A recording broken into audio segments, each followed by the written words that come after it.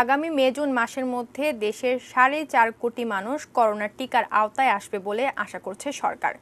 কিভাবে এই টিকা দিতে হবে তৃণমূল পর্যায় পর্যন্ত তার প্রশিক্ষণ শুরু হয়ে গেছে। আরিফ জামালের রিপোর্টে বিস্তারিত। অক্সফোর্ডের টিকা কিনতে গত 13 ডিসেম্বর চুক্তি সই করে সরকার। ভারতের সেরাম ইনস্টিটিউটে করোনার এই টিকা উৎপাদিত হবে। যে 3 কোটি ডোজ টিকা কিনতে চুক্তি হয়েছে তার চালান আসা শুরু হবে সামনের মাসেই। একজন মানুষের জন্য দরকার হবে 2টি ডোজ। আশা করা যায় জানুয়ারির শেষ দিকে বা ফেব্রুয়ারির প্রথম দিকে হয়তো ভ্যাকসিন আমরা পেয়ে যাব, এবং এই জন্য গ্রাসরুট লেভেল পর্যন্ত সবাইকে ট্রেনিং দেওয়া অলরেডি শুরু করে দেওয়া হয়েছে। প্লাস এই যে ভ্যাকসিন দেওয়ার ফলে যে ইঞ্জেকশন বা যে আপনার যে কটন যেগুলি ইউজ করা হবে এগুলি কীভাবে ডিসপোজাল করা হবে সেইভাবে ট্রেনিং দেওয়া হচ্ছে। মন্ত্রিসভার বৈঠক শেষে সোমবার সচিবালয় ব্রিফিংয়ে মন্ত্রিপরিষদ সচিব জানান, মে-জুন মাসে আরও যে চালান আসবে তা মিলিয়ে দেশের কমপক্ষে 20% মানুষ করোনার টিকার আওতায় আসবে। 20% বলছেন যে দুইটা মিলে আমাদের 20% হয়ে যাবে, তার মানে 3 কোটি মানুষের জন্য বলছেন। এটা ওনাকে চেক করা হয়েছিল, উনি 3 কোটি মানুষের জন্য বলছেন। 4.5 কোটি মানুষ, 4.5 কোটি হচ্ছে এখন আপনি যেভাবে হিসাব করেন।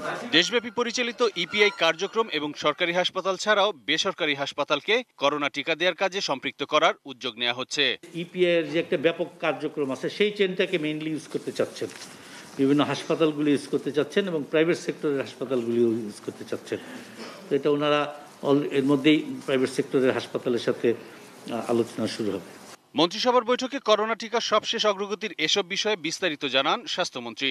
প্রধানমন্ত্রী শেখ হাসিনার সভাপতিত্বে সচিবালয়ে মন্ত্রিসভার এই নিয়মিত বৈঠক অনুষ্ঠিত হয়। প্রধানমন্ত্রী গণভবন থেকে ভার্চুয়ালি এই সভায় অংশ নেন।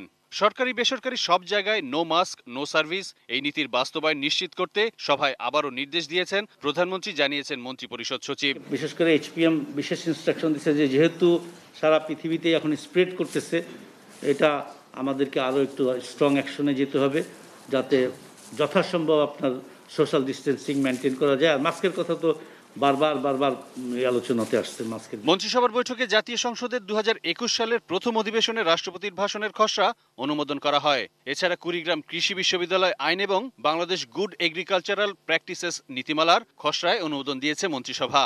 বেড প্রিপারেশন থেকে শুরু করে আপনার একদম মার্কেটিং পর্যন্ত, কনজাম্পশন পর্যন্ত একটা মিনিমাম স্ট্যান্ডার্ড মেনটেন করা যায়। Arif Jamal, ATN news, Dhaka.